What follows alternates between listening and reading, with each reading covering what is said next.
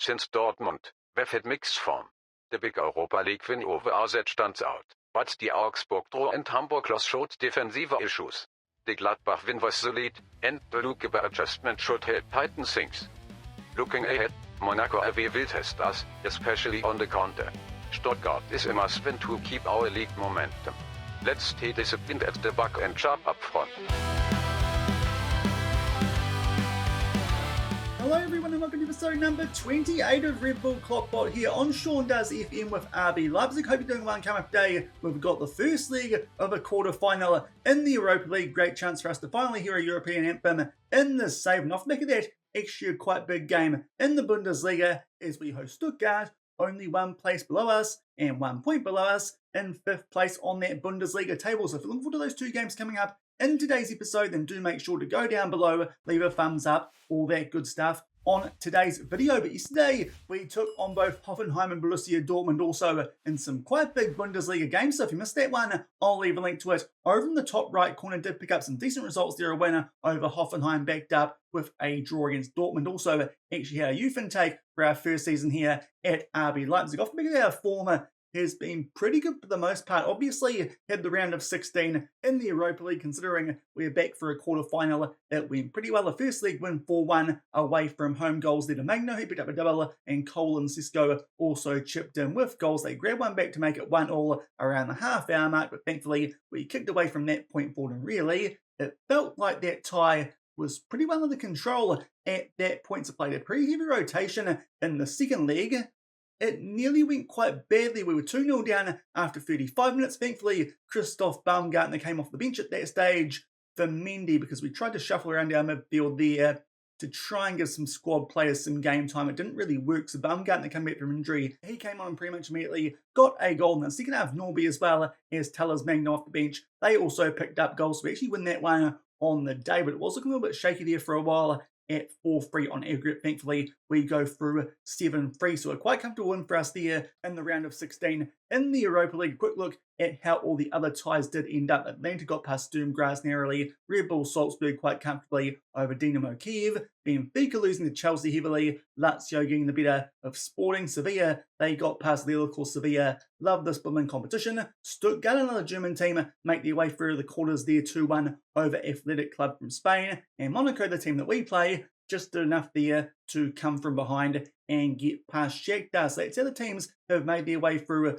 to the quarterfinals. We'll get to that again shortly, and also played a couple of Bundesliga games. We have dropped a few points. That one against Hamburg, really weird, because of course we were going to rotate in that second leg against RZ, and it still didn't really matter. Just to port out the office for us here as we suffer a 3-1 defeat. Mardell with a really good goal there 40 minutes in, but you can see the stats. Just a really bad day for us there. Didn't quite show up for that one and did suffer a 3-1 defeat. So that's quite inexcusable considering that Hamburg are in the bottom half of the table. Bounced back with a 3-1 win over Borussia Mönchengladbach. Bajcetic as well as Cisco and Almas picking up some very early goals in that game.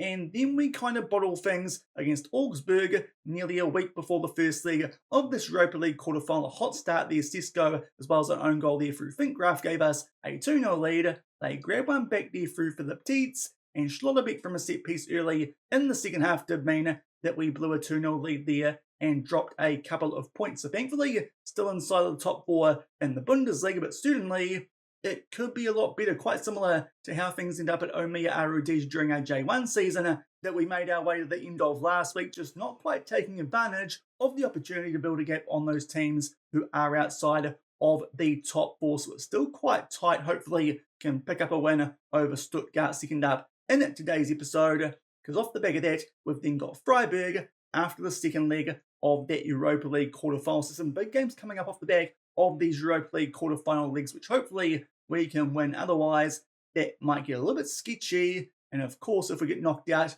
in the Europa League, that does give us one less chance to try and make our way into the Champions League for next season. But first up today, we are focusing on that Europa League quarterfinals. Obviously, we take on Monaco, Sevilla take on Stuttgart in a battle of the S's, Chelsea take on Lazio, and our buddies from over in Austria, Salzburg, they take on Atalanta. If we can get past Monaco, we'll take on the winner of Sevilla or Stuttgart. So hopefully we can find a way to take on a team who aren't Chelsea in the final, because they definitely look the strongest team left in this competition. Also Sevilla, I suppose, because they love this blooming competition so much. But first up, got to get past Monaco, a battle between the teams who are fourth in their respective leagues. These guys are fourth over in League 1. Coming to this one, having lost the first league to Shakhtar, as I said, did have to come from behind, but around that, their League R form has been pretty good, including a 1-0 win last time out over Lille, managed by Massimiliano Allegri. Their captain is Mats Wiefer, a Dutch centre-back come midfielder who does look pretty decent. In his first season at the club, is joining permanently from Brighton come the end of this current loan. They've also got as their vice-captain Denis Zakaria, very good player, also in defensive midfield, the Swiss international these days, at 30 years old. But their key player, Kefram Turam, he'll be pretty darn good in this save, I dare say, at this point at 26 years old. And indeed, he does look like a quite nice player there, having gone back to Monaco after moves to Nice and Juventus. So definitely a handy team here that we take on in the quarterfinals of the Europa League. Hopefully, we can find a way to shore up our defence. So far, not really keeping that many clean sheets here. And when we do, it's usually in games where we don't score. Just a couple so far. Yesterday when we took on Dortmund, that 3-0 win over Mainz in between games. A couple of episodes ago, Werder Bremen, we held a clean sheet against, and that's been it so far. 3 clean sheets in just over 3 months here, so it hasn't been too great in terms of our defence so far. Maybe if this goes badly, need to check in with the KloppBot and see if we need to change anything going into that big game in the Bundesliga against Stuttgart, because thankfully we can make up for a bad result here in the second leg back at home. But hopefully we won't need to. And for the first time in quite a while, absolutely no injury concerns. A few players only recommended for a few minutes in this game, including Louis Openda just coming back from a groin strain. He's recommended for 45 minutes, coming back steadily from an injury that's kept him out for a little while, but thankfully got a full squad available apart from one of our midfielders. In fact, a right winger, and Antonio Nusa, he picked up a yellow card in that RZ game, so is suspended for this first league, but we can always use Magno as a right winger while Openda does get back to full fitness, but pretty much a full strength team available for us here for the first leg of this Europa League quarter final. But seeing as this one is away from home, it's time for our first continental edition of the KloppBot's Hotspots in Monaco. And here's what the KloppBot's come up with here for our first overseas trip in terms of his hotspots. First up, obviously going overseas, going to need some accommodation. We are going to the Hotel Hermitage Monte Carlo. Let me try and do my best fly of the Concorde's French impression a la Feu de Fafa. Here's the hotel website also. This historic Belle Epoque hotel offers luxurious rooms and suites, providing a comfortable and elegant stay. Its central location allows easy access to Monaco's attractions, making it convenient for our team. Here's the website. I've left it in French for the moment. Tout le charme de Belle Epoque pour les plus élégantes hôtels de Monaco. There you go. Now I needed an English to figure out what I've just said to make sure I don't get cancelled. Thankfully, that was all good. We'll go down a bit further. It looks really fancy. It's a 5-star hotel, and it kind of looks like it. It's in the city centre, a Michelin star restaurant, inside also private beach access, a sea view, and diamond suites. Not even sure if we need to leave this place, truth be told. There's all the rooms. They'll be fancy as you know what, FAF. And going down further, it just looks ridiculously expensive. There's the food with its Michelin star, a soup with chunks in it. But going down a bit further, the reviews are pretty darn good as you expect. This looks like quite a nice place. And somewhere in there, some private beach access, albeit if that's the beach, might be having some same issues we had with beaches in Auckland back in the New Zealand Build Nation save. You've got to have a bit more sand to call it a beach, at least in terms of what I'm used to here in the South Island of New Zealand. But indeed, that looks pretty good. There's the Diamond Suites. That's no doubt where we're staying as the manager. It's a pretty nice hotel. So we're going to be staying here in Monaco. To be fair, there's probably not many bad hotels in Monaco. First up though, for our activities, we're going sailing. Bust out the Rod Stewart. We'll engage in a sailing excursion along the Mediterranean coast. This activity promotes teamwork and communication as our boys will work together to navigate the yacht, offering a unique and enjoyable bonding experience. Hopefully no one gets hit by anything in the head while they're trying to do that. There's a name for it, I just can't remember it, which is poor form from me off the back of the America's Cup just happening. But truth be told, that's boring as heck to watch. Going onto this website that the KloppBot found this on, here's what it says.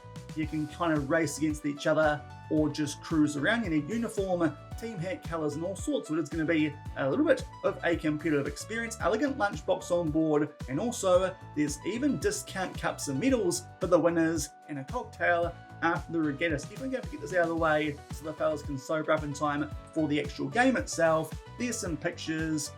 Yeah, we're going sailing, going to race each other on some sailboats. So a little bit of America's Cup action there over in Monaco. There's some other stuff that we could have done.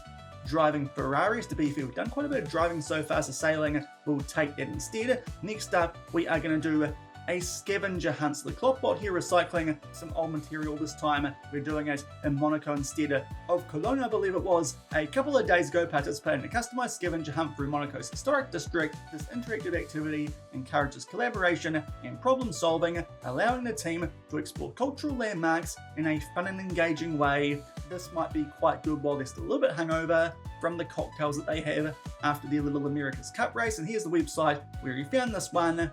It's going to be walking around Monaco doing a scavenger hunt. To be fair, there's some quite decent brands down there. Not too sure how they're involved with this one, but it might be a little bit more interesting than the one we did back in Cologne a couple of days ago, but it's a scavenger hunt. Not sure we need to check out this website too much more, because we all know how scavenger hunts do work. And last up, not sure how much of this website I can show you guys considering what we're going to be doing there, but we're off to visit the casino, experience the glamour of the iconic Monte Carlo casino. While gambling may not be suitable for all, remember, you don't have to gamble responsibly. The casino's stunning architecture and history make it worth a visit. The team can enjoy a guided tour to learn about its heritage and significance, or we just go there and have a good time after the game and drink a bit, because that could be quite fun as well. Here's what it looks like outside of the actual casino area. There's obviously going to be some nice bars and restaurants there. It does look quite decent in terms of the interior inside as well, as you'd expect for somewhere like Monaco. There's the outside, and you even get the old fancy man to pick up your car there as you arrive. So that will definitely be a nice way to end our time in Monaco, hopefully off the back of a win in the first leg of this Europa League Quarter Final. And here are the team sheets for our first game in the Europa League here on the channel in the save. We'll just turn the music on so you guys can hear it in the background. Unfortunately, you need to talk over it, otherwise we've got copyright struck before on last year's game. But there were Monaco going with 5 at the back. Couple of changes for us. Mariba comes in for Almas in the box-to-box midfield, not quite on a full green hard off the back of that bottle drop that we did against Augsburg. And also we've got changes with Magno at right wing and Ujulago at left wing, with Openda only recommended for 45 minutes coming back from his injury. But today we're in the light Chelsea kind of blue, so Levi Colwill, if he comes on, should be pretty used to that colour. Monaco obviously at home in the red and white. So let's see how we get on here in the quarterfinals of the Europa League. Looks like it might be quite well, because early stages we are on the attack. Also, hopefully I've sorted out the face cam now, because that had a bit of an error there during the hot spots. Hopefully it'll be all good here while we make our way through this game. And it's a brilliant start too. Baumgartner, just 1 minute in, puts that one away top left corner. If we can pick up a nice comfy win here in the first leg, this would be super helpful, because I'm starting to get a couple of tired boys, because we can't really afford to drop points in this little run of games that we are playing. But that's a great start there. Magno links up with Baumgartner and puts that one away nicely into the top left corner. We take a very early 1-0 lead. And in fact, right off the back of that opening goal, another chance for us here, this time from a free kick. Alex Mariba will try and put this one top right corner, but it goes high and also wide. Encouraging start though, 1-0 in front away. And the early action continues in this game, albeit now we're down the other end here for a corner to Monaco. Van der Vaart makes a save, but Brelin Bolo's there to bundle that one home, so not so fast. That makes it 1-1 inside 10 minutes. So this could be quite the entertaining game if it keeps up like this. A set piece there, just not doing very well from these in this save for some reason. I am listening to our set piece coach, but yeah, hasn't improved too much off the back of what we were doing at Omiya Arudija, which is a little bit of a concern. Unfortunately, Monaco, their first attack of the game, they get an equaliser to make it 1-1. And we have to wait a little while for the next highlight in this game, 25 minutes in, but there's a throw for us here close enough to inside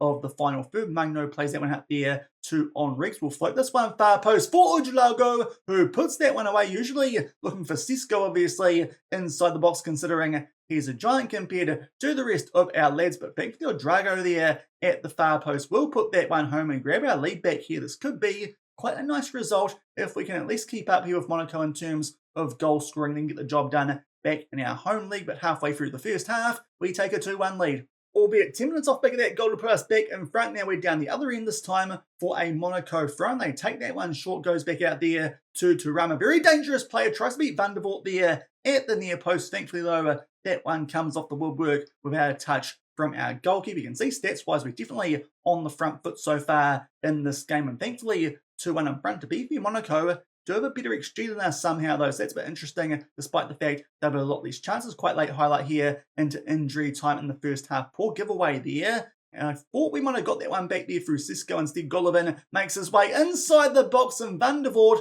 gets beaten there really from an angle he should be doing a bit better from. It did sneak its way inside that right-hand post, but still, that's a bit of a soft goal. Can see Costello there tries to hit it forward to Cisco, tracking back. Unfortunately, Golovin, he's there to receive a ball, and Van der Voort there just can't quite get in the way of that shot. So Monaco do equalise here just before half-time. Also, Orban picked up a yellow card, so we're going to take him off here at half-time. I think that'll be for Levi Cole. As I said pre-game, he should quite like our shoots today, because almost looks like a Chelsea uniform in disguise, but it's a decent first half from us. They somehow have a higher XG, but overall, apart from that, it does feel like we've been the team on the front foot. But unfortunately, both their shots on target have resulted in goals. Will make that sub, as I said. But to be fair, not too disappointed with how we are playing just really.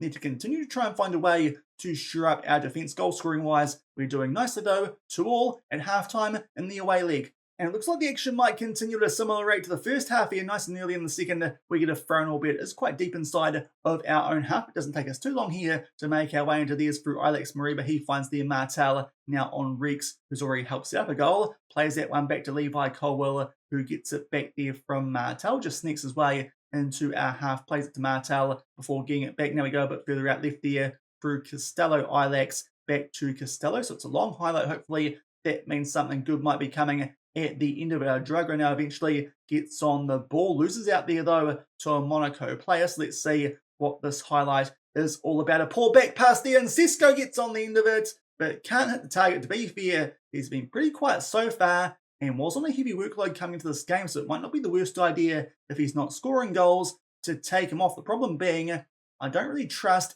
any of the backup strikers. Good chance there for Baumgartner. Unfortunately, just pulls that one wide. Some good chances for us here early in the second half. Now, Oosterwold's picked up an orange injury. We'll just wait and see what this highlight does first, because again, we've got a throw here inside of the final third. Try and play that one into the mixer. They clear it away, but not too well. Colwell plays it forward up there, and now we get it to Magno, puts it in there for Cisco. His effort comes off the woodwork of Drago. His effort then gets blocked, so a big chance there for Cisco to actually score. We'll see what happens from this corner before probably taking Oosterwold off, and maybe even Benjamin Cisco while he's struggling. The highlight off the back of the corner, we get the ball to Costello, but unfortunately he puts that one well over the bus. Oosterwold, he can come off for David Laum, and also we might try something here like putting Ben Seguir on for Cisco, and Baumgartner can go up front, albeit Openda can actually play striker. Maybe that's a more sensible idea, and we can leave Baumgartner in central attacking midfield, because both our wingers are doing a pretty good job, so Openda can get his minutes back up from injury up front instead of on the right wing. Is it still 2-2, and more highlights continuing here nice and early in the second half. Thankfully, just do enough there to keep the ball. I believe that was through to Openda fresh off the bench, but for the moment, knock it about here. Our centre-backs, Colwell, plays that one forward to Raum. Now Ilac starts to make his way forward. Nice ball over the top there for Baumgartner on the volley, but again, we can't hit the target. Lots of chances, but still locked up at 2-2.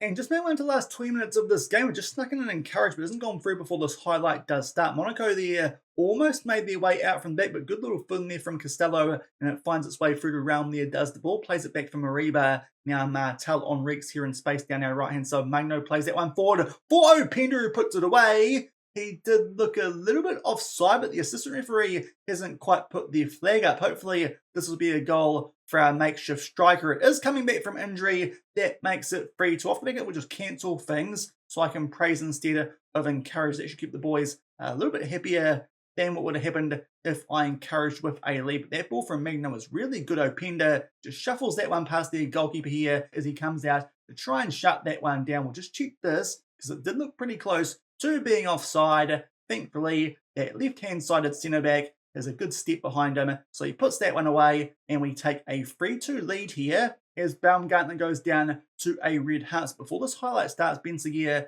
can come on for him. Pretty happy though with how we're doing, especially in the second half, looking a little bit more solid defensively than we did in the first. But a highlight here starting with a goal kick to Monaco. Hopefully can win this one in the air. We don't, and somehow Minamino there off the bench gets himself in a ton of space. Takumi Minamino puts that one past Van der Voort.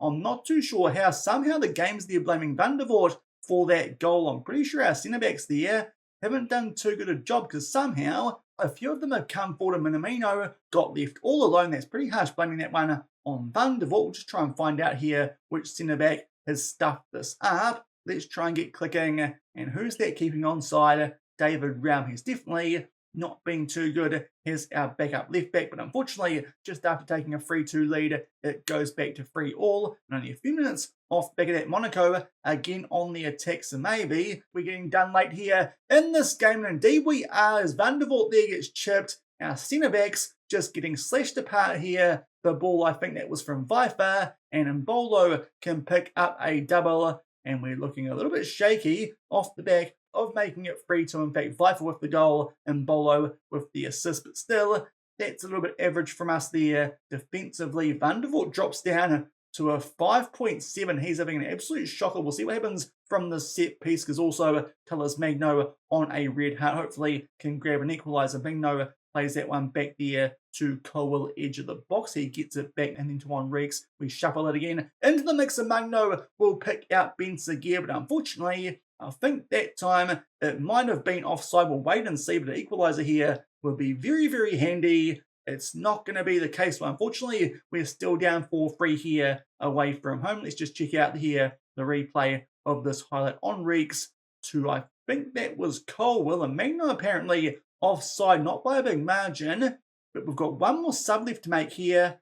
I'm going to take off Van der Voort because FM doesn't like goalkeepers having a bad day, and a 5.7 is an absolute shocker, even though I think that third goal we conceded was quite harshly blamed on him. But we make our way towards the last 5 minutes of this game. It's been fully action, but Monaco are getting some late chances, albeit that's a really poor giveaway. Openda is on the ball, but doesn't hit the target. Another massive chance for us there from a giveaway from Monaco. A few minutes later, we've got a set piece. Of course, no Sesko might make this a bit difficult. A pull back there. Costello has to go on retreat, plays it back there to Reeks, dropping back a bit further than you'd expect. Now, Cowell, he's for this one. He'll take on the shot from a tight angle, really. Should have tried to pull back, and that one straight into the path of the Monaco goalkeeper. Stats-wise, we should absolutely be wiping the floor with these guys. Somehow, we are losing 4-3, and that's how it will stay. Our defence here is absolutely abysmal currently at RB Leipzig, though, and there are 5 shots on target. We conceded 4 of them, to be fair. I think Van der Voort made a save from the other one of those. But we really need to be scoring more goals with our XG, or at least shore up our defence, because it's been pretty poor so far, as I showed you before the game. Only a couple of clean sheets since we've got here. So maybe we need to consult the KloppBot and see what might work defensively to shore things up for this big Bundesliga game coming up against Stuttgart, and also the second leg of this time. Pretty filthy about that result. And a 5.7 from Van der Voort does not help his chances of staying here next season, even though, as I said, I think that third goal harshly got put on his name.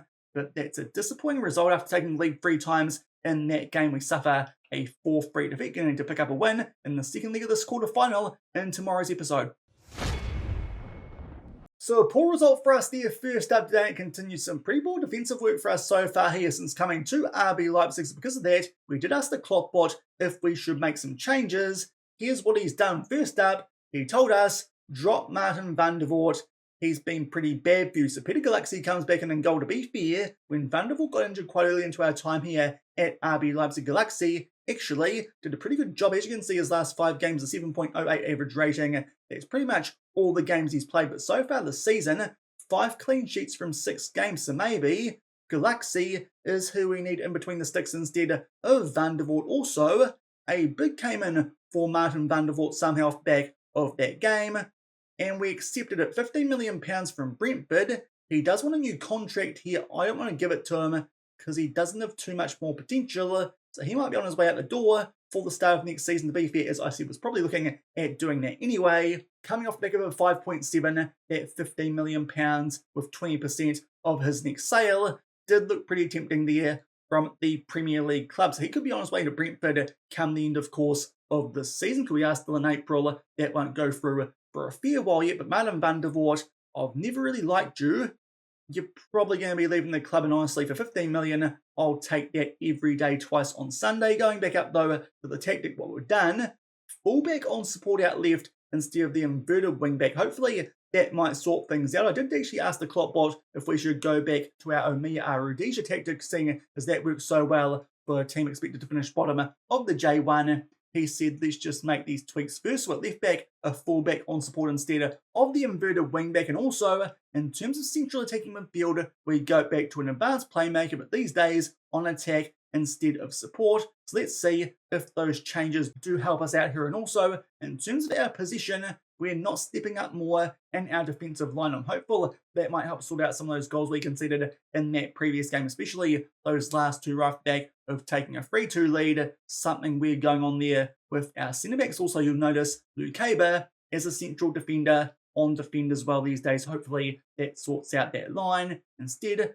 of having it a bit out of shape with him being on the cover duty. So a couple of changes there to our tactic to try and shore up our defence going into this big game, 4th versus 5th in the Bundesliga. Hopefully can pick up a win here and keep ourselves in a Champions League qualifying spot just in case we don't come back from that 4-3 defeat in the quarterfinals of the Europa League. Also an injury that we are dealing with going into this game. Jadon Oosterwelde, he has recovered from what he picked up in that Europa League game, but he's only on a mid-yellow heart. So it does mean that David Brown will start at left back, which is a little bit concerning because so far he's been quite poor, but hopefully that fullback role might just help him out in terms of a better performance coming up here as we do take on Stuttgart, just 1 point below us here on the Bundesliga table. They did lose the first leg of the Europa League Quarter Final against Sevilla, so to be fair, quite a nice time to be taking these guys on as they played midweek the exact same time as we did. But before then, their form was pretty good in the Bundesliga, so we definitely want to win this game, keep ourselves inside of one of those Champions League qualifying spots. Their captain, Atakan Kalazor, a midfielder, does look pretty darn good attribute-wise, albeit is actually injured, so let's skip over him for quite a while too, so don't need to worry about their captain. Angelo Stiller, their vice-captain, is another midfielder, a bit younger, couple of caps there for the national team, but to be fair, looks kind of similar to someone like Martel in our lineup. But their key player, Enzo Malot, a central midfielder come attacker, and he's got quite a few nice yellow attributes, albeit only 3-star current ability and potential. So it's a decent team, quite similar to ours in terms of the quality of the players by the looks of it. But hopefully we can pick up a win here back at home, bounce back from that Europa League loss and keep hold of 4th spot in the Bundesliga. And here are the team sheets for our second game. In today's episode, the changes we ran through before Galaxy in goal for Van der Voort, who the KloppBot now hates, and also Raum at left back, as well as that though Apenda is starting this game, so it does mean that Magno is out left. There are Stuttgart going 4-2-3-1 as well. Also worth noting, the KloppBot did tell us to lower down the tempo by 1 notch as well. So instead of a full out high tempo, we are just going with one of the slightly higher options. So maybe that might make some of our chances a bit better than they've been with the extreme high tempo that we've been going with so far, as Elmas picks up a very early yellow card, but hopefully can pick up a win here, keep ourselves inside of that top 4. And we don't have to wait too long for a highlight here with the slightly adapted KloppBot 4-2-3-1. We've got a throw in here inside of the final third. Martel gets that ball back, finds Elmas on that yellow card, goes looking for the top right corner. Unfortunately, that one crashes off the woodwork. Still 0-0, but only a few minutes later, there's a free kick here to Stuttgart in the sort of green ochre blue. It's an interesting colour, that one,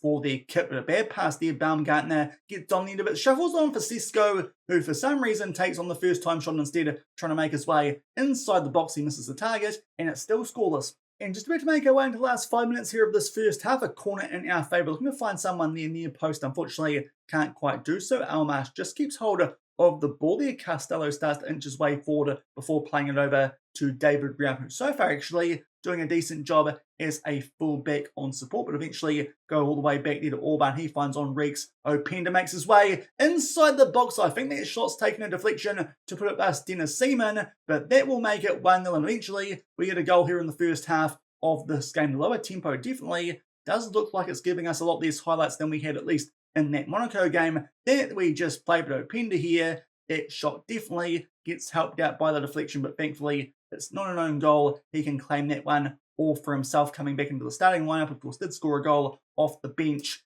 in that Monaco game. Ew.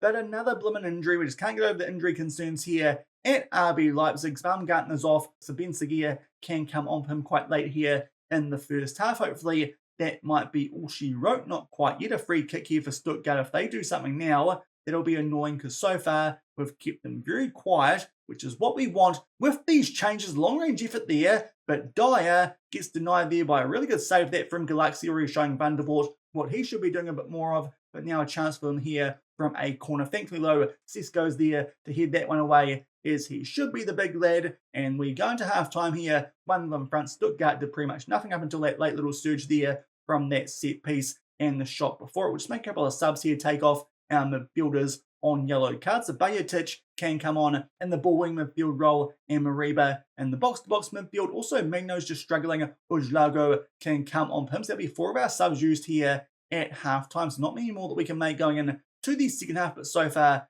going pretty well as we 1-0 in front.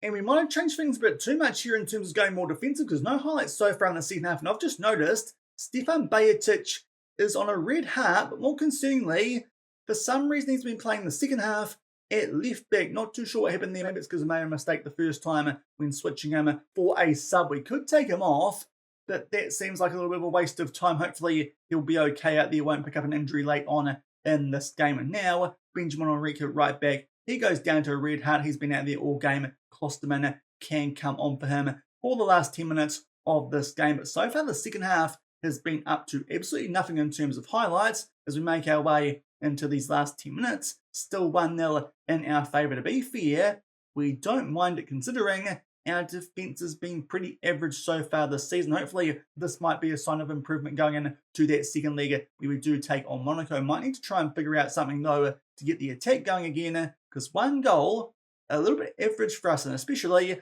a 0.9 XG. So maybe the KloppBot might need to rethink some things. Maybe going back to the shadow striker might not be the worst idea instead of that advanced playmaker that we used for this game. That was a very quiet one, but thankfully a big 3 points for us there thanks to that deflected goal to Openda just shy of halftime. We pick up a 1-0 win, definitely not as well as we can play, but a lot better than we have been in terms of our defence. And with that win, we actually jump above Freiburg into third place, but of course, we take them on in tomorrow's episode off the back of that second leg against Monaco. So a decent result there, second up in today's episode off the back of a little bit of tactical tweaking to try and shore up our defence. We do keep a clean sheet, but I think it might have cost us in terms of our attack, but we pick up the 3 points and go up to third on the Bundesliga table. But to be fair, it's a very, very tight Bundesliga table, 6 points between us and Cologne all the way down in ninth. So it's quite a tight race there for those last couple of European spots, pretty much anywhere in behind the champions already in Bayern Munich with only 5 games left in this Bundesliga season. Also, before we wrap things up, we did have a couple of injuries we picked up in that previous game. Christoph Baumgartner twisted ankle out for 3 to 6 weeks. We'll give him a rest. It does mean that Ben Seguir will have to play a fair bit of football towards the end of the season for us here at RB Leipzig. And Stefan Bajetic is out for 4 to 9 days with a gash lower leg. So to be fair, that's not too bad. Got someone like Mendy who can step up as the backup to Eric Martel, but a couple of injuries just as we got rid of all of them in today's episode, which is a bit frustrating, but thankfully back on track there in the Bundesliga. Hopefully can bounce back and overturn that 1-goal deficit when we take on Monaco in tomorrow's episode and back it up with a win away from home against Freiburg, who are hot on our tails in that last qualifying spot for the Champions League. But that will do it for today's episode. A really frustrating loss to Monaco, but a win over Stuttgart in the Bundesliga. If you enjoyed that one, then do remember to go down below, leave a thumbs up, on the video, and if you haven't done so already and are enjoying the series here on the channel, also make sure to hit that subscribe button and turn that notification bell on as well until tomorrow for that double header, including the second leg of that Europa League Quarter Final. Thank you very much for watching, keep on keeping on, and I'll see you then. Cheers.